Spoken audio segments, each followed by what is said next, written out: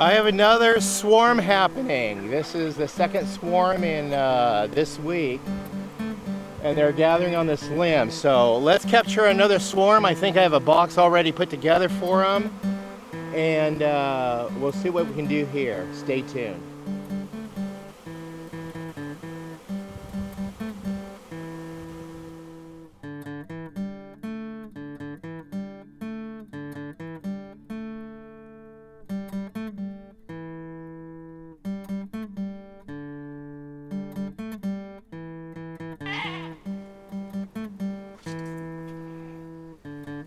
Hey folks, welcome back to Pine Meadows Hobby Farm. I'm your host, Jerry Hanson.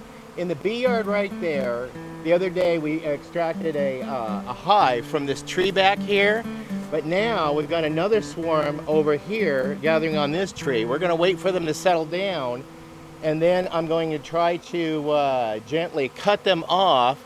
Luckily, I left my tools out here, and we're going to shake them into a box. So I have a box ready. So this maybe was beehive number 7 for me.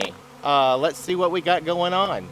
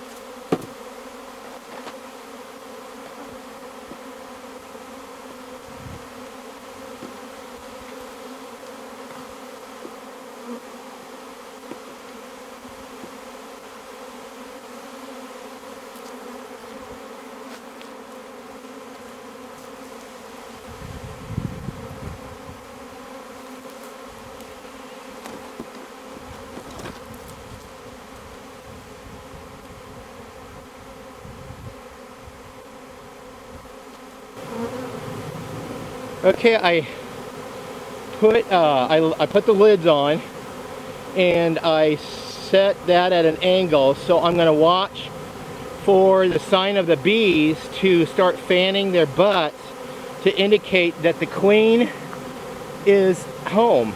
So I'm going to let the bees see if they track to the box instead of to the limb. I'll move my bottom board over a little bit. There we go. So I have to make an unexpected trip down to Shastina Millworks today and purchase some bottom boards, screen bottom boards, and some more honey supers. I've got enough, no, I need one more brood chamber deep. Let's see, I got that one, got this, yeah, I need one more deep, and then 2 supers. I'll look at my inventory to see what I need. Folks, my hives are splitting. These are super hives, and they're just in the mood to swarm. They created, obviously, another queen, so we're going to see how this pans out. I see evidence of the bees starting to fan their butts, which is a good sign. The bees are not attracted to the tree at all.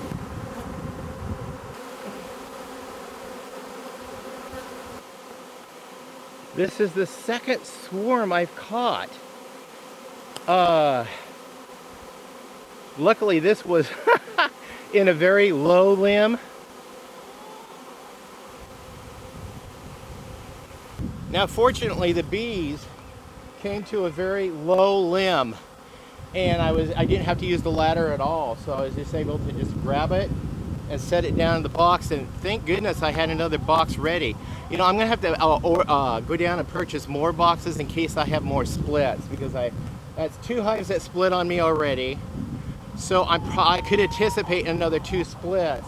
I just got to keep an eye on my environment. I just stepped out to go feed the animals. The sun's up, and yeah, poor things, they're still hungry. I haven't fed the animals yet, but we're gonna go ahead and watch the bees and see if they'll all go home into there and settle down. Then I'll add the rest of those frames, and then we'll go set them in place up at the apiary. That is a really good sign, because the bees are swarming the box. They smell their queen in there, and so that's what they're going for, is they're going into home in that box. This appears to be a successful catch. I'll wait for a couple of hours before I rehome the box up to the apiary. I'm going to have to come up with another configuration for some more stands. I think I have a few more cement blocks.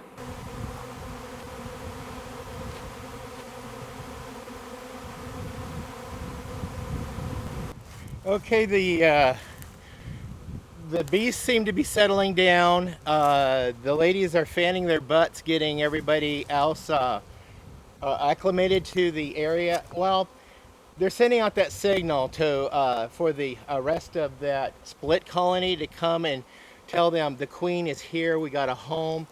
And so hopefully this is another successful hive, but that is not a suitable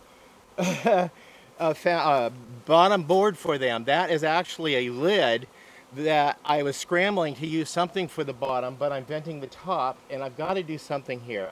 This is not appropriate. I may have something that may help a little bit later. I could use the screen that I made out of my bee vacuum for a bottom board right now to give them ventilation, because bees do not do too well in heat. So yeah, the sun's on there, and that's going to heat that box up.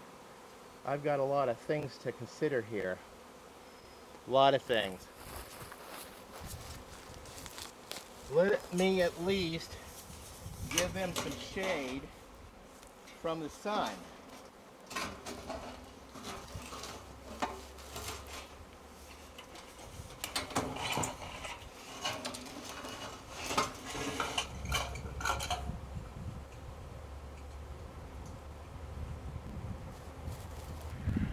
Okay, hopefully that shade will work for them and keep the box from getting too hot. I put the reflective white on the outside so it won't, that metal won't heat up too bad. Oh boy, I've got to get down and go to Shastina Millworks, Man Lakes. We have an outlet store here. I can go grab the stuff real quick and come right back. They're gonna stay there, and I've got to build another base for them. I think I got all the materials for the base. So let's continue this journey, or this adventure, in a short bit. I'm gonna run down, I'll be right back.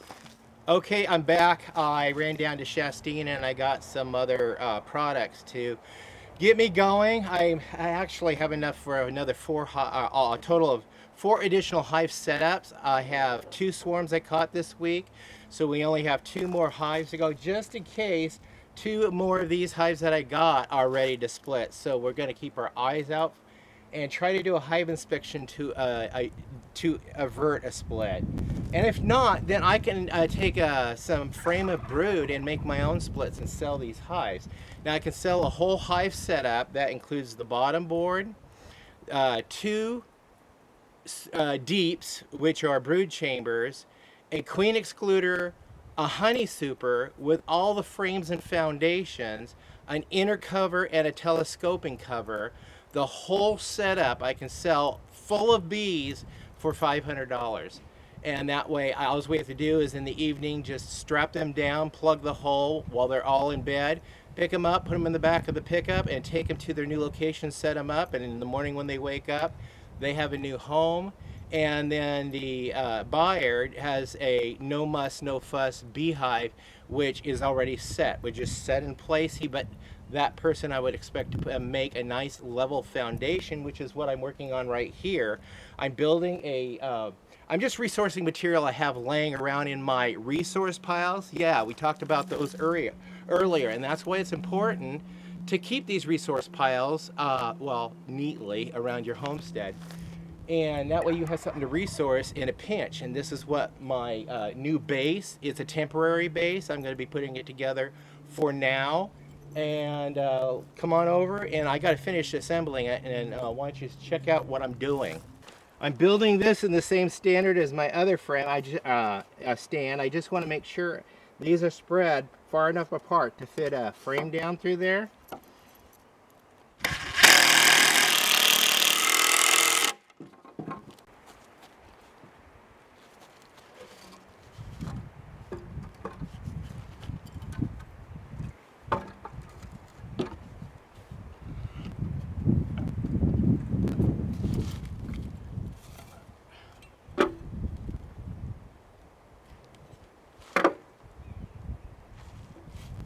Okay, let's take this opportunity to do a quick overview of setting up a bee hive. Anywhere from 1, even 4 multiples, whatever you guys want to do. First of all, it's important to get your area level. Get suitable blocks that are nice and sturdy and stable that won't tip over. And get your surface high enough, because you're going to want to keep these away from skunks and mice. Because a skunk will come up and they'll take a lot of your bee population at night. Take care, get it at a nice elevation. Usually 2 cinder blocks high is what they do. I added 2 cinder blocks, a cross beam for stabilization, and then I put a board to tie in together for 2 4x4s, which I had resourced out of my pile. I spaced them specifically to be able to set and rest a frame down in the middle while I'm doing some inspection, just like I did with my other hive setup. So moving on, with a level support base, you add a screen bottom board. That's what this is called, a screen bottom board. And on the screen bottom board, we're going to place entrance reducer. It has a large gap or a small gap there. We're going to put it in for the small gap for now. And it fits right in just like that.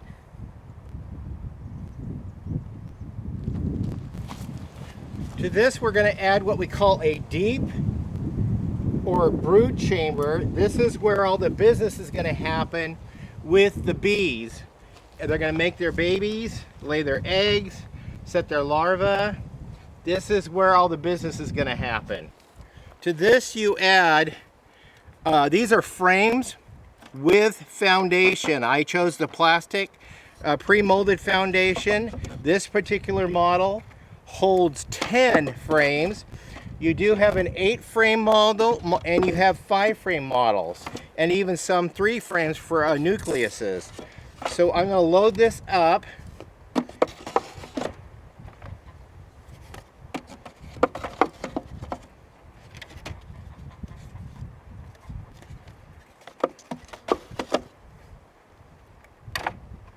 And then I'm going to insert a frame that's been pulled out and already drawn out with wax comb from a previous colony of bees.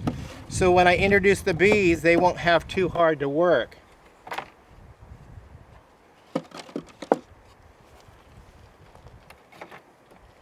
And again, here's another one that's been drawn out.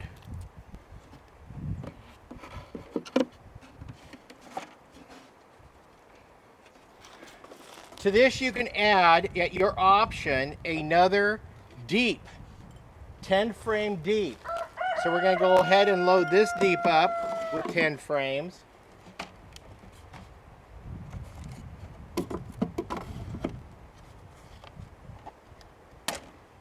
These are frames with foundation.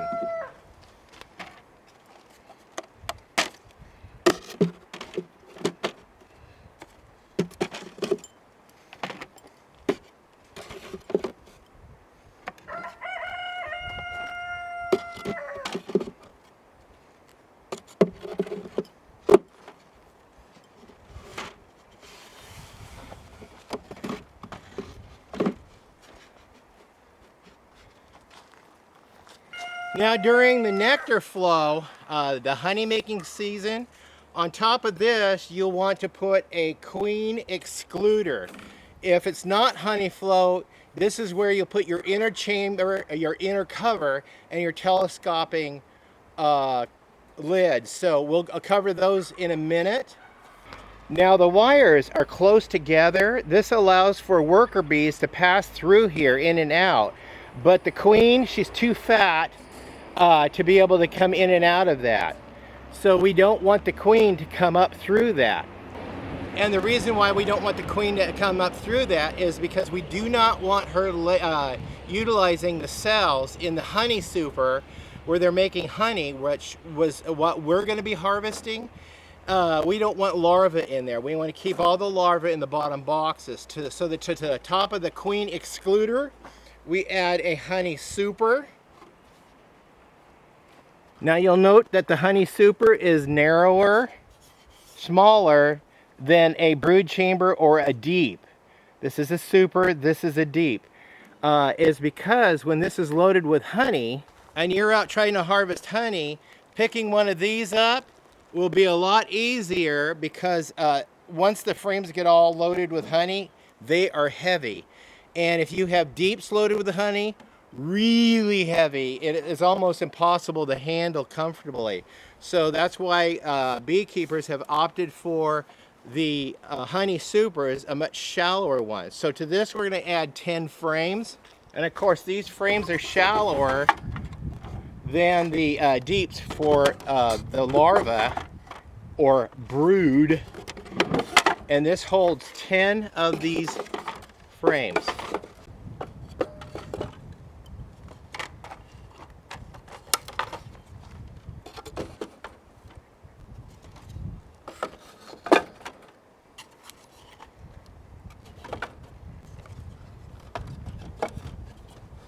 I like to center mine. Now we're getting close to completing the ensemble. An inner cover. This is an inner cover. You'll notice that it's got a shallow lip on this side and a deep lip on this side. This comes and is important later on in the year when you want to put dry sugar, lay dry sugar up here, because the bees can come up through this hole and eat the dry sugar and go back down in there and continue making food for their family. The final ensemble to top this whole thing off, no pun intended, is what we call a telescoping lid or a roof, a cover.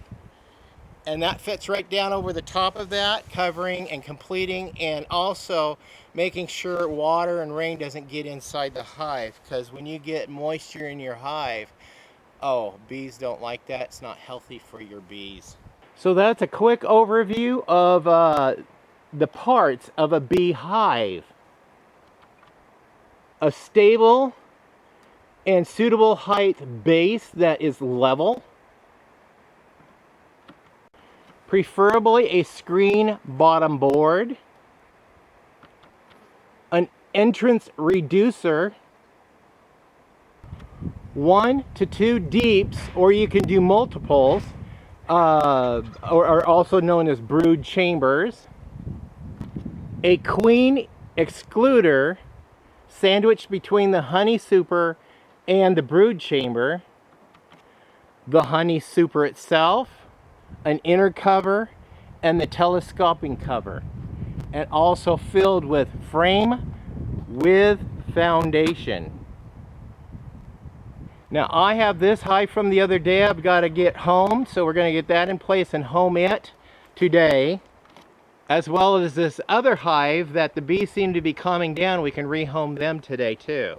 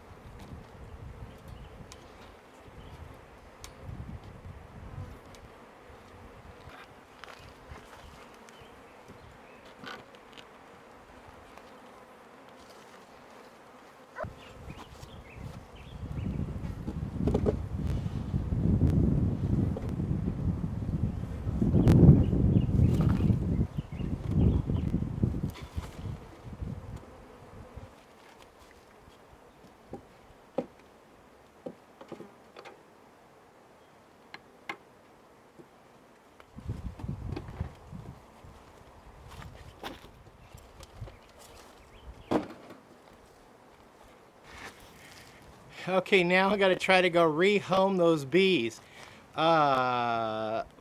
Keep my fingers crossed.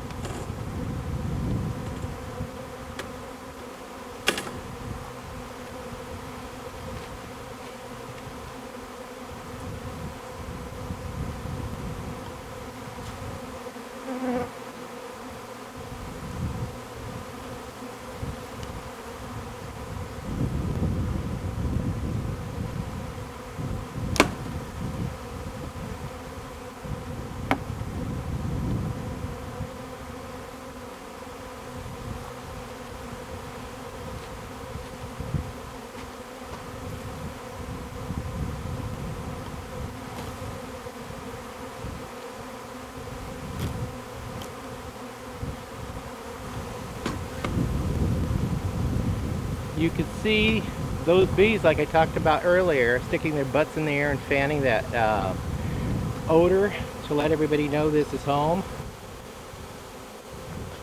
And we have a front entrance here. I cut a little hole in that inner cover, so they've got that, and then they also have that. I need to put the telescopic cover on.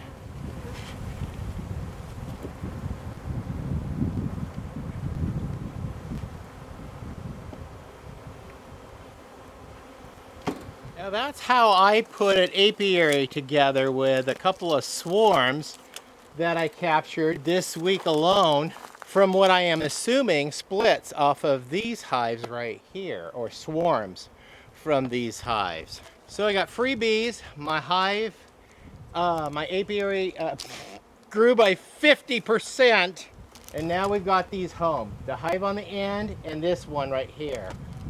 Looks like the bees are really busy trying to get acquainted with all their new space they have. I gave them plenty of space so they don't get inspired to want to swarm again.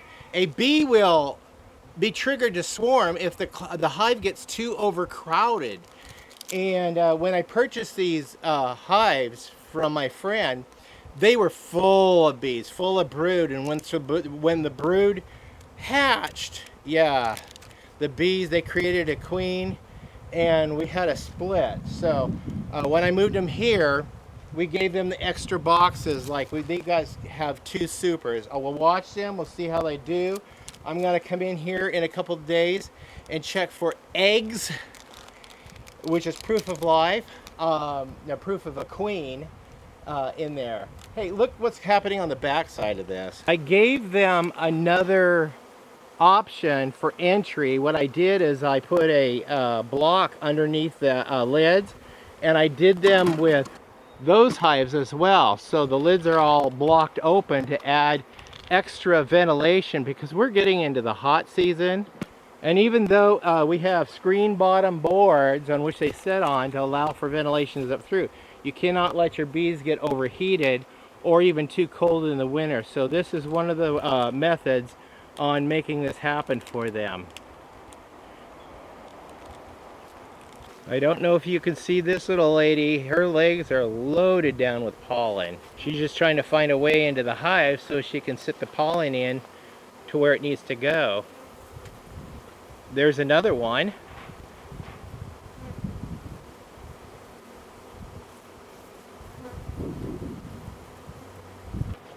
Now we still have a residual swarm down there. Not too many bees left. They're just like wondering, hey, what happened to home? They'll eventually get the pheromone smell and come running over to their home. Unexpected, totally unexpected, and what I was planning to do today.